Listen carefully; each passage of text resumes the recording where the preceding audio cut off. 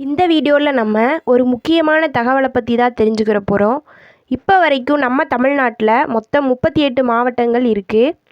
வருகின்ற ஜனவரி 26 குடியரசு தின விழா அன்னைக்கு மேலும் 5 மாவட்டங்கள் உருவாக போகிறதாகவும், ஒரு சில நகராட்சிகள் மாநகராட்சிகளாகவும், ஊராட்சி ஒன்றியங்கள் தாலுகாக்களாகவும் ஆகலாம் என்ற தகவல் வெளியாகிருக்கு. அதை பற்றின தகவல்களை தான் இந்த வீடியோவில் நம்ம தெரிஞ்சுக்கிற போகிறோம். கடலூர் மாவட்டம் 2ஆக பிரிந்து விருத்தாச்சலம் மாவட்டம், திருவண்ணாமலை மாவட்டம் 2ஆக பிரிந்து செய்யாறு மாவட்டம், கோயம்புத்தூர் 2ஆக பிரிந்து பொள்ளாச்சி மாவட்டம், தஞ்சாவூர் மாவட்டம் 2ஆக பிரிந்து கும்பகோணம் மாவட்டம், சேலம் மாவட்டம் 2ஆக பிரிந்து ஆத்தூர் மாவட்டம். விருத்தாச்சலம் மாவட்டத்தில் விருத்தாச்சலம், ஸ்ரீமுஷ்ணம், திட்டக்குடி, வேப்பூர் ஆகியவை தாலுகாக்களாக அமையும்.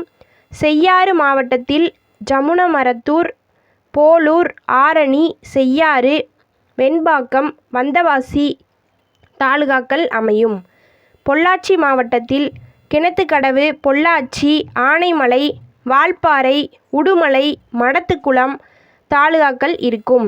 கும்பகோணம் மாவட்டத்தில் கும்பகோணம், பாபநாசம், திருவிடைமருதூர் ஆகிய தாலுகாக்கள் அமையும்.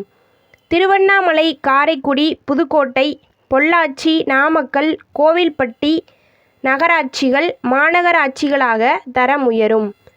பெருந்துறை, சென்னிமலை, அவிநாசி, அரூர், பரமத்திவேலூர், ஊத்தங்கரை, செங்கம், போளூர், செஞ்சி, காட்டுமன்னார்குடி, திருவையாறு, ஒரத்தநாடு, பேராவூரணி, பொன்னமராவதி, தம்மம்பட்டி, அந்தியூர், சங்ககிரி, வத்தலக்குண்டு, ஆண்டிப்பட்டி, ஜக்கம்பட்டி, உத்தமபாளையம், வேடசந்தூர், முதுகுளத்தூர், விளாத்திக்குளம் ஆகிய பேரூராட்சிகள் நகராட்சிகளாக தரம் உயரும்.